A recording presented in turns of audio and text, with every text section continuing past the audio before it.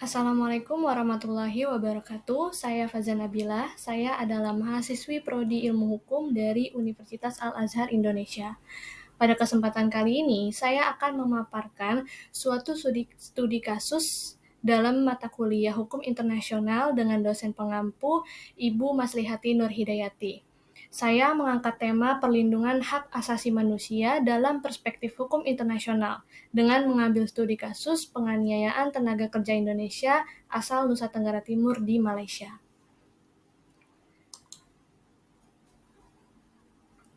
Sebagai latar belakang, hukum internasional didefinisikan sebagai sekumpulan aturan dan ketentuan yang mengikat untuk mengatur hubungan antara negara-negara dan entitas hukum lain di dalam komunitas internasional. Dalam prakteknya, hukum internasional tidak dapat dipisahkan dari aspek-aspek diplomasi, politik, serta sikap dan kebijakan luar negeri. Dalam konteks hukum internasional, hubungan antar negara lebih umum dikenal sebagai hubungan internasional. Perwujudan atau realisasi hubungan internasional antara negara dapat dilakukan dengan berbagai cara, baik itu dalam bentuk perjanjian-perjanjian internasional, membentuk suatu organisasi internasional, maupun mengirimkan perwakilannya ke negara lain yang sering disebut sebagai perwakilan diplomatik. Dengan adanya pengiriman perwakilan suatu negara ke negara lain, berarti negara tersebut telah mengadakan hubungan diplomatik dengan negara yang bersangkutan. Hubungan diplomatik dilihat dari perspektif hubungan internasional modern dan dapat dilakukan antar negara bilateral guna memelihara dan menjaga serta meningkatkan pembangunan bangsa dan negara dalam rangka untuk mencapai tujuan nasional. Tidak hanya perwakilan diplomatik yang melakukan hubungan antar negara, terdapat juga perwakilan suatu negara di negara lain dalam bidang non-politik. Perwakilan konsuler mengemban kewajiban sebagai pihak yang memperkenalkan dan membawa ilmu pengetahuan, dan sekaligus kebudayaan wilayah asal perwakilan konsuler. Salah satu tugas konsuler adalah memberangkatkan tenaga kerja dari negara asal ke negara tujuannya. Tenaga kerja yang berasal dari Indonesia disebut sebagai tenaga kerja Indonesia. TKI memiliki peran penting secara tidak langsung terhadap pertumbuhan perekonomian di Indonesia. Namun, terkadang TKI mendapatkan permasalahan-permasalahan ketika bekerja di luar negeri sehingga negara wajib melindungi semua warga negaranya, baik di dalam maupun di luar negeri. Sebenarnya, telah banyak upaya-upaya yang dilakukan oleh pemerintah Indonesia dalam mengurangi jumlah kekerasan dan segala pelanggaran-pelanggaran yang menimpa TKI. Kebijakan itu muncul pada beberapa kebijakan pemerintah yang tertulis dalam Undang-Undang Nomor 18 Tahun 2017 tentang pekerja imigran Indonesia. Serta dalam hukum internasional dinyatakan bahwa negara berkewajiban untuk melindungi warga negaranya yang tinggal di luar negeri, yaitu suatu negara pengirim mempunyai kewajiban untuk memberikan perlindungan terhadap warga negaranya di luar negeri apabila terjadi pelanggaran hukum internasional yang dilakukan oleh warga negara tersebut. Hal ini mengacu pada pasal 3 Konvensi Wina tahun 1961 tentang hubungan diplomatik. Namun pada implementasinya, perlindungan yang dibuat selama ini belum mampu untuk melindungi tenaga kerja Indonesia baik pada masa pra-penempatan, penempatan, dan purna penempatannya. Masih banyak terdapat kasus-kasus hilangnya hak-hak TKI yang terjadi selama ini.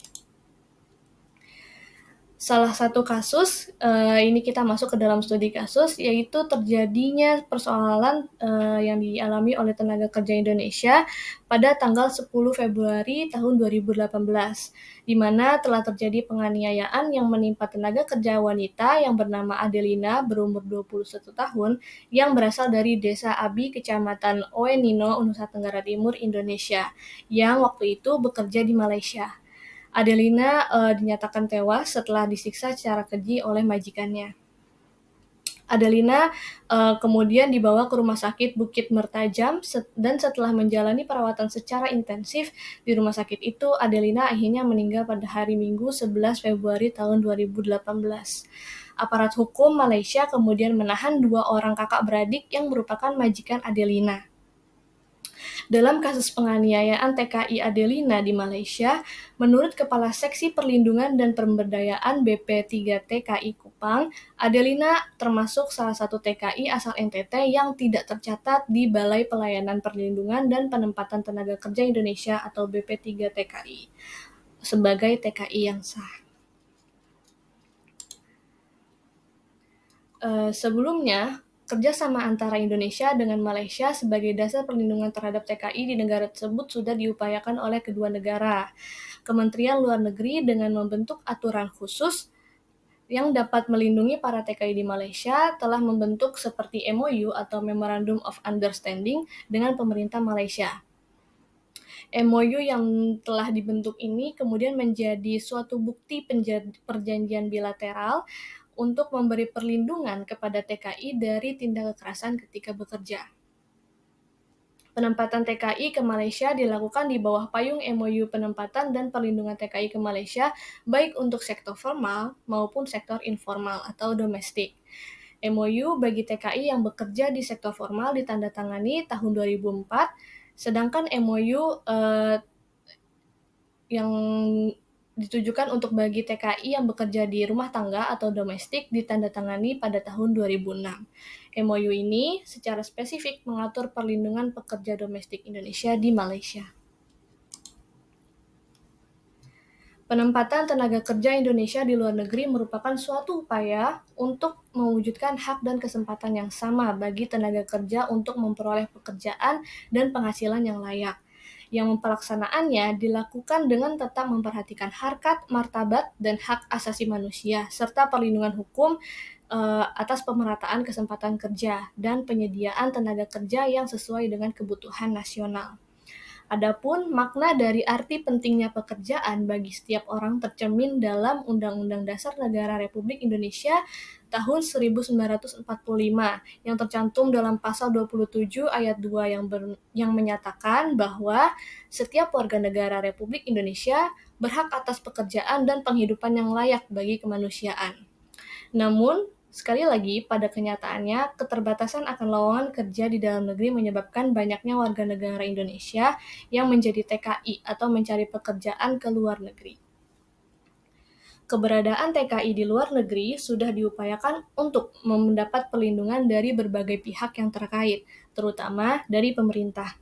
Terbukti dengan ditingkatkannya pemberian informasi kepada masyarakat serta telah dikeluarkannya instrumen-instrumen perundang-undangan yang secara langsung dan tidak langsung telah menekan terjadinya kasus pelanggaran HAM terhadap para TKI.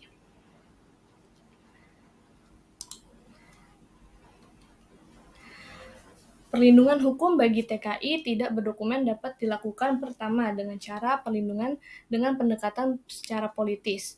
Pendekatan politis dilakukan secara konkret yang dilakukan oleh pemerintah untuk mengupayakan perlindungan TKI di luar negeri dengan membuat perjanjian kerjasama antar pemerintah atau G2G dari negara penerima maupun negara pengirim TKI atau kerjasama G-Government dengan NGO atau Non-Government Organization. Dari studi kasus ini, saya menarik beberapa dasar hukum yang dapat dijadikan suatu acuan dalam membahas studi kasus ini. Yang pertama, ada Undang-Undang Dasar Negara Republik Indonesia tahun 1945, pasal 27 ayat 2 yang menyatakan bahwa setiap warga negara Republik Indonesia berhak atas pekerjaan dan penghidupan yang layak bagi kemanusiaan. Adapun Undang-Undang Nomor 18 Tahun 2017 Pasal 7 sampai dengan Pasal 27 tentang perlindungan pekerja imigran Indonesia, juga Peraturan Pemerintah Nomor 59 Tahun 2021 tentang pelaksanaan perlindungan pekerja imigran Indonesia, dan juga Konvenan Internasional tentang Hak-Hak Ekonomi, Sosial, dan Budaya atau International Covenant on Economic, Social, and Cultural Rights pada Pasal 7. Kesimpulannya, perlindungan hukum bagi TKI yang tidak berdokumen dapat dilakukan dengan beberapa cara, yaitu pertama, melalui pendekatan politis dengan membuat perjanjian kerjasama antar pemerintah dengan pemerintah, serta antar pemerintah dengan NGO, dan yang kedua, melalui pembentukan Badan Nasional Penempatan dan Perlindungan Tenaga Kerja Indonesia yang bertugas melakukan penempatan berdasarkan perjanjian tertulis dan memberikan pelayanan serta pengawasan terhadap TKI. Sekian dari saya, terima kasih. Wassalamualaikum warahmatullahi wabarakatuh.